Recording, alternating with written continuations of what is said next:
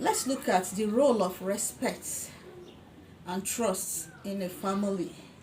The role of trust and respect in a family. Do you know that if you trust and respect each other in the family, problems in the family will be few? Yes, trust is one thing that is earned, and if broken, it's hard to build back. So in our family, we want to build trust, we want to respect each other. That will bring harmony and love in the family. First, we want to understand what is trust, and then we will understand what is respect. If you know what trust is and you know what respect is, it will go a long way to help you to understand what every member of your family require to strive well. Now, when we look at trust, we look at a situation whereby members of your family believe in your judgment, they believe in your doings, and they believe there are certain things you will not do.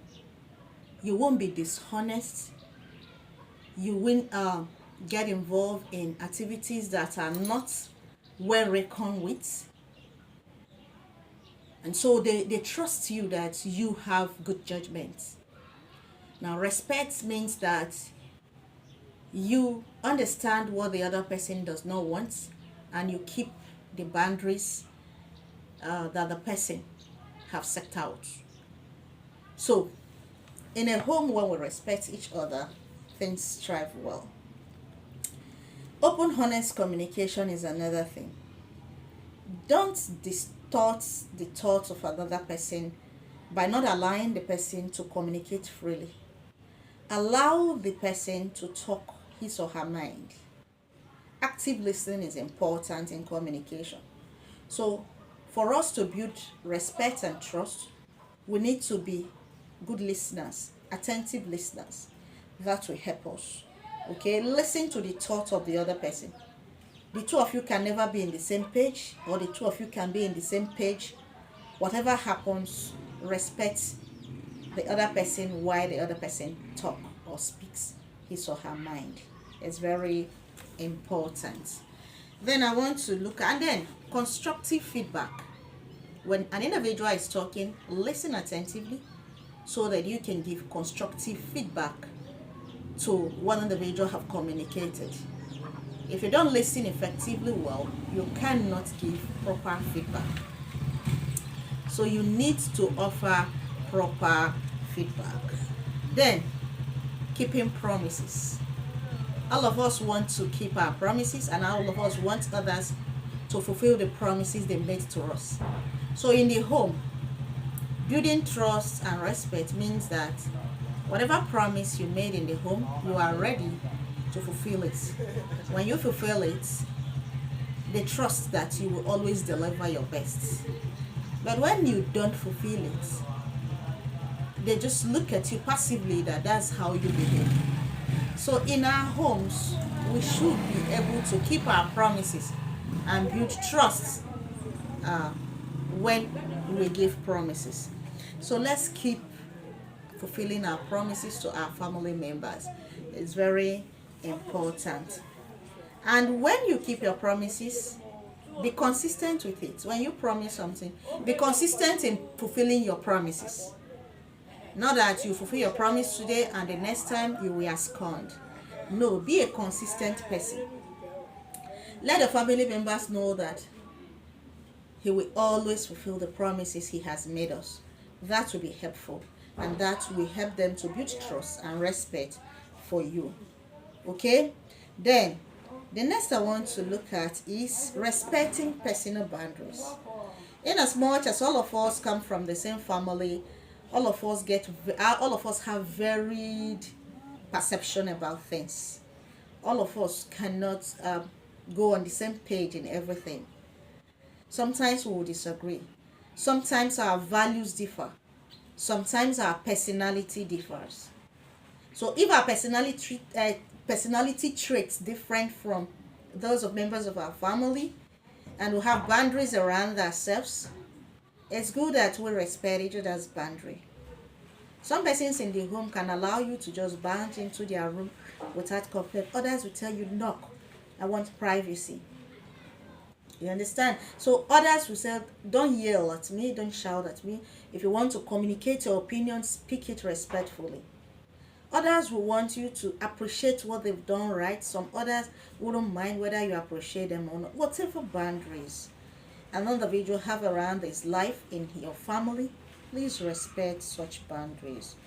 Then modeling trust. This goes to our parents. If you are a parent, you have to model trust. Be somebody that can be trusted. And then your children will emulate. If you are a caregiver, set a good example for members of your family so that they can follow such example. Okay, you teach by example.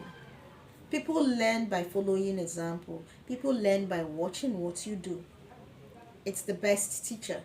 So don't say one thing and do the other and expect that people will follow what you said and not what you do. Do as you said and practice what you say. Then encourage independence. Encourage independence and responsibility in the home. Give everybody a measure of independence, age appropriate independence. Evaluate the capability of every member of your family and see how you can give them responsibility. Such will help them to see how they grow. Now, allow for mistakes. Nobody is perfect. Nobody can do it perfectly well. So there is always room for mistakes. We all make mistakes. We all are work in progress. We all fall short at some time. There are days even your best act can be messed up. And so don't seek perfection because perfection is not anywhere. We always fine tune what we do and get better by being consistent. So give a measure of independence and that will help. Okay, trust their abilities. Believe in them. Trust that they will do it well. And finally, celebrate autonomy. When I say celebrate autonomy, respect individual choices and offer guidance. Respect individual choices and offer guidance. That will help. So everyone have different choices. Everyone have different choices. Just like cooking procedure doesn't follow one procedure, but they will arrive at the same finished product of a finished food that will be eaten. Same also, all of us cannot have the same personality, the same choices in life.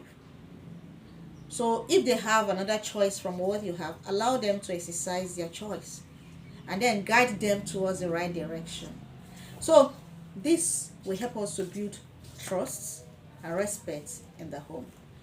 Trust and respect in the home is a big quality that every family member wants to imbibe and will want to give out to our families. That will help us to build strong bond. All right, so I have discussed a number of points here. Watch the video here and again. Let's see how we better our family.